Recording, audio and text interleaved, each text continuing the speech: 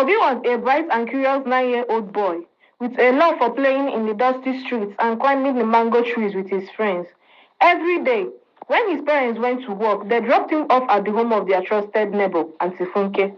Aunty Funke had always been kind and welcoming to Obi, offering him snacks and drinks and allowing him to watch her television. But lately, Aunty Funke has started to touch Obi in ways that made him feel uncomfortable. One day, while watching television, Aunty Funke began to touch Obi's leg, moving her hand up towards his private parts. Obi felt a wave of fear wash over him, but Aunty Funke shushed him, saying, "Shh, don't tell anyone about this. It will be our little secret." Obi didn't know what to do. He knew that something was wrong, but he was too afraid to speak up. So, he did as Aunty Funke said and kept the secret to himself. As the days passed, Obi found himself dreading the moment his parents dropped him off at Aunty Funke's house. He would cry and wail, begging his mother not to leave him there. But his mother would simply scold him, saying, "Stop being so childish. Aunty Funke is a good woman, and you should be grateful for all she does for you." Obi felt helpless and alone. He knew that he had to find a way to tell someone about what was happening, but he didn't know who to trust. Then, one day, Obi noticed that Aunty Funke had forgotten to lock the door when she left the room to answer a phone call. Seizing his opportunity, Obi quietly tiptoed to the door and peeked out. To his surprise, he saw his mother standing in the hallway, having just arrived home early from work. Obi's heart began to race as he tried to think of what to do. He knew that this was his chance to tell his mother what was happening, but he was still afraid of the consequences.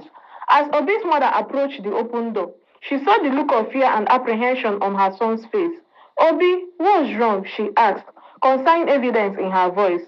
Obi hesitated for a moment and then, in a trembling voice, he said, "Aunty Funke has been touching me in bad places, Mama. I don't like it." His mother's eyes widened in shock and she stepped into the room to see Aunty Funke standing there, caught red-handed. "How dare you touch my son like that?" Obi's mother shouted, her voice shaking with rage. "You wicked woman. You think you can get away with this?" Aunty Funke stammered, trying to come up with an explanation for her actions. But Obi's mother wasn't having any of it. "You are no longer welcome in our house or near our son," she declared, grabbing Obi's hand and pulling him away from Aunty Funke. Obi's mother marched him out of Aunty Funke's house, her anger palpable.